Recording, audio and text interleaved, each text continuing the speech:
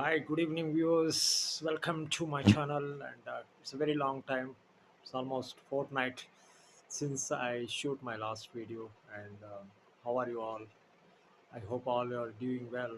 And ఈరోజు మనం చర్చించుకోబోయేటువంటి అంశం strictly very important. So everyone have to listen to this video until it finish. Video చివరి వరకు చూడండి. చాలా ఇంపార్టెంట్ విషయం. సో నచ్చితే లైక్ చేయండి. అండ్ ఫస్ట్ ఆఫ్ ఆల్ మన ఛానల్ మాత్రం సబ్స్క్రైబ్ చేయడం మర్చిపోకండి. ఎందుకంటే there are so many interesting videos coming up in our way. So very informatic videos coming up. So first thing is to subscribe my channel. So విషయంలోకి వద్దాం. ఈరోజు మనం ముఖ్యంగా చాలా విలువైనటువంటి విషయాన్ని చర్చించుకోబోతున్నాం. మోరల్ ఎథిక్స్ అండి.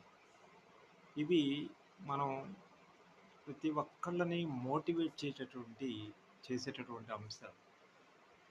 ఈ ఎథిక్స్ అనేది ప్రతి విషయంలోనూ చాలా అవసరమైనటువంటి టాపిక్ అనమాట. అంటే I mean either it is any profession, whether it is legal, whether it is in doctor professioncy, whether it is whatever it may be.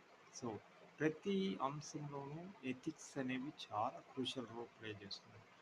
Apart from this, ప్రతి ఒక్కళ్ళు కూడా ఈ రోజున తల్లిదండ్రులు తమ యొక్క బాధ్యతని మర్చిపోయి పిల్లల్ని కార్పొరేట్ స్కూళ్ళకి లేదా వేరే ఇతరత్ర విధంగా వదిలేసి తమ యొక్క బాధ్యత ఫినిష్ అయిందని చెప్పి, అంటే ఒక ఫీజు కట్టేసి మనం స్కూల్లో చేర్పిస్తే వాళ్ళే మొత్తం నేర్పించేస్తారు, మనం చెప్పాల్సిన అవసరం లేదు పిల్లలకి. ఈ రోజున మనం ఎటువంటి ఫీడ్బ్యాక్ ఇవ్వాల్సిన అవసరం లేదు వాళ్ళకి, మనం ఎటువంటి ఎథిక్స్ నేర్పాల్సిన అవసరం లేదు వాళ్ళకి. అన్నీ కూడా స్కూల్ వాళ్ళే చూసుకుంటారని చెప్పి మన ఫీజులు కట్టేస్తే మన పని అయిపోతుంది.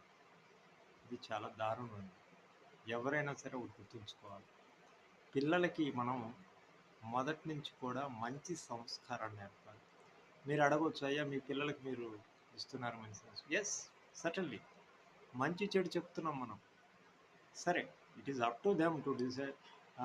మనం వాళ్ళు పెద్ద అయిన తర్వాత వాళ్ళు ఏ విధంగా మారుతారు, వాళ్ళు మనం చెప్పినవి అన్ని ఫాలో అవుతారంటే ఇట్స్ ఎ డిఫరెంట్ థింగ్. మనం చెప్పాల్సింది మనం చెప్పాలండి. ఫస్ట్ థింగ్, మనం ఇవ్వాల్సినటువంటి ఇన్ఫర్మేషన్ వాళ్ళకి ఇవ్వాలి. ఏది ఎథికల్గా మంచిది, ఏది కాదని ప్రతి ఒక్కళ్ళని మోటివేట్ చేయాల్సిన అవసరం ఉంది. ఇంకో విషయం